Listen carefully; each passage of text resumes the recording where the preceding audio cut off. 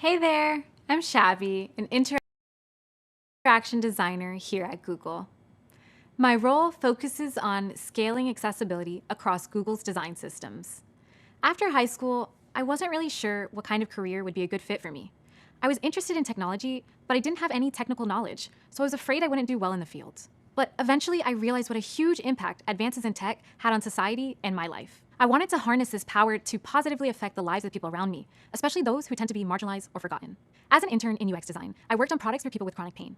I realized how important and impactful it is to consider the needs of people with disabilities and how much I wanted to create products to help them. So I continued researching and empathizing with those who are disabled to understand how I could uplift them with my work. It's a passion I'm looking forward to sharing with you during this program. In this video, we'll talk about 3 more ways to put the user first in your designs: universal design, inclusive design, and equity-focused design. Let's start from the beginning. When designers began considering how to include an even broader range of people in their designs, they called it universal design. Universal design is the process of creating one product for users with the widest range of abilities and in the widest range of situations. Think of it like a one-size-fits-all approach. Designers propose one solution for everyone. The problem is that when you focus on creating one solution for everyone, the designs lose their effectiveness. It's often difficult to achieve any goals with your product when you have so many intended users. It's like when you go to a store that sells a hat in just one size. The label might read, one size fits all, but the hat still won't fit a lot of people. Universal design had the same problem.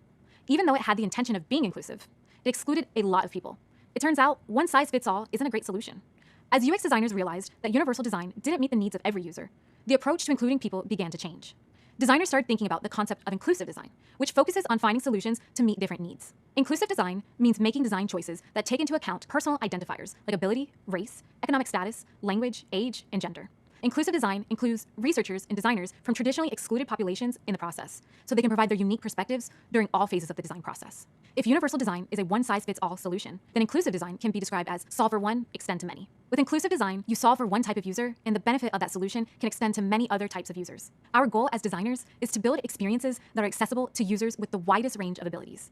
In other words, no one should be excluded from using a product that we built because we didn't consider their needs when building it. In inclusive design, there's no such thing as normal. There's no average person or target audience that we should design for.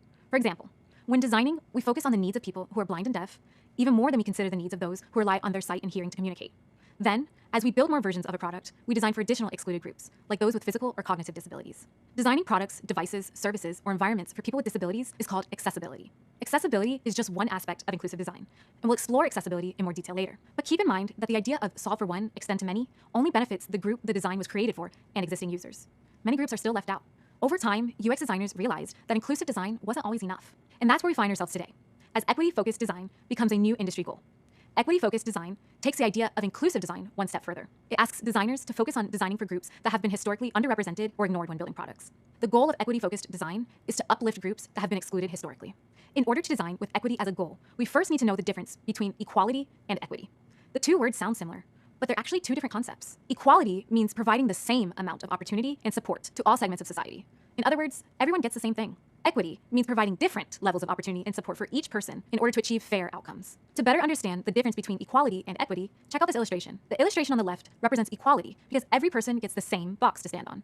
But because each person is a different height, the tallest person has a better view. The illustration on the right represents equity because each person is given what they need. The shortest person is given the tallest stack of boxes to stand on. So, let's explore how this relates to design. Equity-focused design is a newer concept in UX, and one that we often discuss at Google. Instead of building products for groups of people who are currently being excluded, which is the goal of inclusive design, equity-focused design seeks to build products that meet the needs of specific individuals and groups who have been excluded in the past. So what does this look like in the real world? Start by identifying a product you want to build. Then, think about the groups that have not been served by this type of product in the past. Finally, build your design while keeping the groups you identified as underrepresented front and center. It's important to keep in mind that equity-focused design doesn't solve all problems, just like inclusive design and universal design don't either.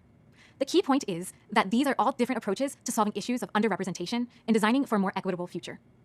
These issues are massive, but vitally important. Often, schools and companies consider accessibility, inclusive design, and equity-focused design as methods to consider during the design process, but not as a requirement. But I'm a firm believer that every designer should know the basics of accessibility and why creating products for those who are underrepresented and excluded is a must.